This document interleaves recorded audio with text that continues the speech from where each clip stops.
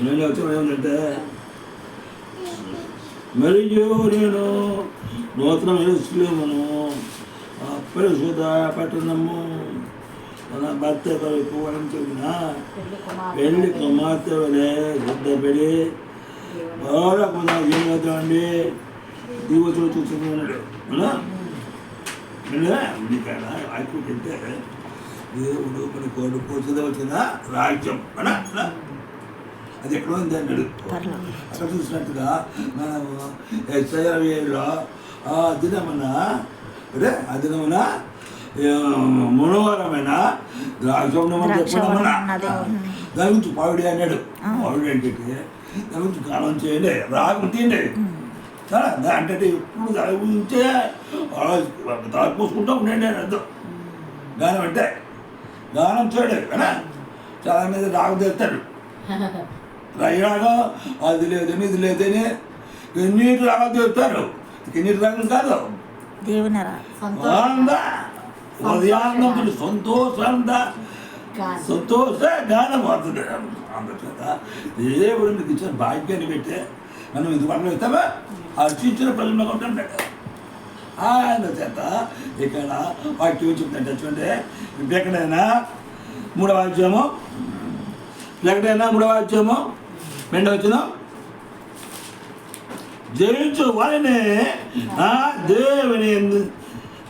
దేవుని ఆలయంలో లేక క్రమంగా చూస్తుంది. అందులో వాడు ఇక మీద లేక ఇక మీద ఎన్నిటికి వెళ్ళిపోడు. మరియు ఆ దేవుని పేరును వాడకంలో ఆ దేవుని ఎదురుండే ఇవ్వచ్చు. నూతనమైన యెరూషలేమును నా దేవుని పట్టణమును పేరును ఆ కొత్త పేరును మాకు దాని మీద రాసుతారు. అవునా? ఇక్కడ కూడా కొత్తగా వచ్చి ప్రసూలు చెప్పాడు.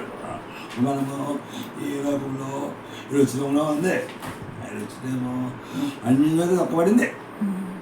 సగమ ముస్లింల సగంలో యూదులు అలా అయితే ఆ యెరూషలేములో శాంతి సమాధానమా లేదు, ఉందా? లేదు. ఎందుకు లేదు? ఆ యూదులు యేసునే రక్షకుడిగా అంగీకరించలేదు.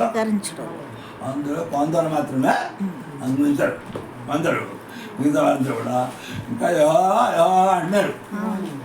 బుద్ధిస్టులు బుద్ధుడు అంటారా, హిందువులు ఏమంటారా హరే రామ అది చెప్పంటారా. అలాగా ఎవరికి వచ్చినా రీతిలో వాళ్ళు దేవుడి పేరు పెట్టుకుంటారు. దేవుడు ఎక్కడ వేసుకుతున్నాడు. అందుచేత ఇక్కడ గమనించుకుంటే ఇప్పుడు దేవుడు జీవించు ఆయనే లోకం యొక్క స్వాతం నుంచే లోకం మాయ నుంచే వెళ్ళిపోయేవాళ్ళు. ఆ మాయ దండం ఇస్తుంది పెట్టుకుని నాశనం నడిపిస్తుంది. దేవుడు వాడిని విడిపించలే పెట్టుకుంటున్నాడు. అందుకే లేక స్వరక్తాన్ని రక్తాన్ని సులభంగా కాల్చాడు. పరిశ్రమ రక్త లేకుండా పాపశమన లేదు. అందుచేత ఆయన రక్తాన్ని పంపించవలసి వచ్చింది. అది గొప్ప త్యాగం చేసి ప్రాణం పెట్టిన యేసు దేవుడు యేసు ప్రభు. అటు యేసు ప్రభు కాదేనే ఆ కప్పని కూడా దేవుడుగా పూజించాడు.